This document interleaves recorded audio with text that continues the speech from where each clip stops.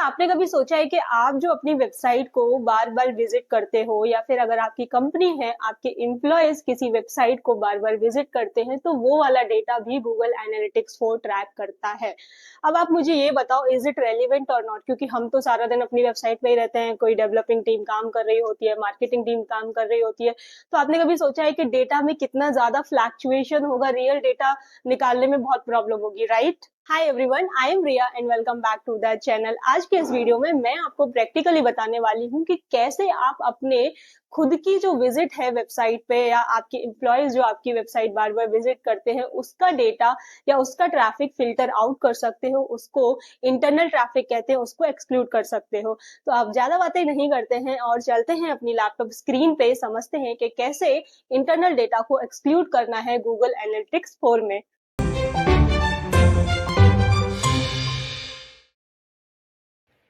Okay guys, तो आ गए हम लोग अपनी लैपटॉप स्क्रीन पे और ये जो डैशबोर्ड है, अगर आपने प्रीवियस वीडियोस देखे हैं तो डेफिनेटली आपको पता होगा कैसे आया, कहाँ से आया। अगर नहीं पता है तो please go and watch the previous videos, otherwise this video will not make any sense. ठीक है, तो आज की वीडियो में हम बात कर रहे हैं कि कैसे आप इंटरनल डेटा एक्सक्लूड कर सकते हैं, इंटरनल ट्रैफिक एक्सक्लूड कर सकते हैं, सो दैट अगर आप अपनी वेबसाइट को बार बार विजिट कर रहे हो, आपके एम्प्लॉयज आपकी वेबसाइट को बार बार विजिट कर रहे हैं, तो वो वाला जो डेटा है गूगल एनालिटिक्स काउंट ना करे। ठीक है, तो आपको क्या करना है, गूगल एनालिटिक्स पे जाना है और यहाँ पे सेटिंग ऑप्शन पे जाना है, एडमिन पे जाना है और again you have to go to data stream.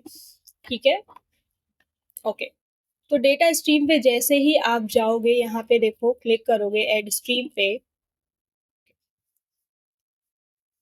Scroll down करना है, यहाँ पे देखो कॉन्फ़िगर टैग सेटिंग्स आ रहे हैं यहाँ पे, तो यहाँ पे आपको करना है क्लिक और यहाँ पे लिखा भी हुआ है इंटरनल ट्रैफिक। अगर अच्छे से अगर आप करोगे यहाँ पे, तो यहाँ पे मैंने क्लिक किया, ये देखो ये ऑप्शन आ गया। स्क्रॉल डाउन करना है, दोबारा से शो मोर पे क्लिक करना है। ठीक है, define internal traffic, define IP address whose traffic should be marked as internal। ठीक है, तो यहाँ पे क्लिक करना है। अब देखो यहाँ पे क्रिएट करने का ऑप्शन आ गया, यहाँ से आप इंटरनल ट्रैफिक क्रिएट कर सकते हो जिसको आप लेटर ऑन एक्सक्लूड करोगे। ठीक है, क्रिएट पे क्लिक किया मैंने। रूल नेम का मतलब ये है कि आपको पता होना चाहिए जब आप बहुत सारे इंटरनल ट्रैफिक बनाते हो, so that you will know कि आपकी ब्रांचेस बहुत हैं, गुड़गांव, लखनऊ, चेन्नई, या फिर अलग अलग आपके एम्प्लॉयज हैं अलग अलग जगह पे आपके ऑफिस में, तो आपको अलग अलग ऑब्वियसली इंटरनल डेटा बनाना पड़ेगा एक्सक्लूड करने के लिए।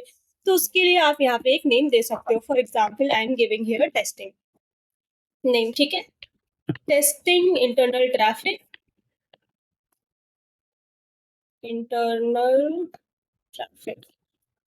ओके, अब यहाँ पे ट्रैफिक टाइप वैल्यू देखो क्या है, choose the name of the traffic type parameter, the default value is internal. ठीक है, तो इंटरनल टेस्टिंग ट्रैफिक कर लेते हैं यहाँ से। ठीक है, ओके ओके।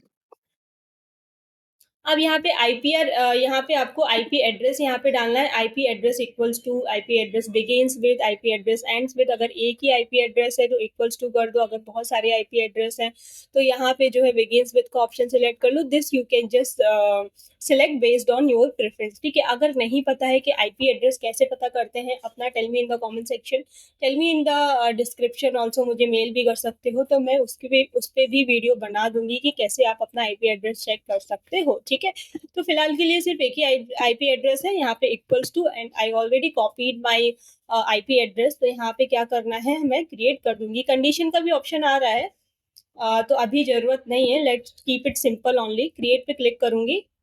ठीक है, तो यहाँ पे ये कह रहा है कि जो इंटरनल वैल्यू है, जो ट्रैफिक टाइप वैल्यू है, वो इस तरीके से होनी चाहिए।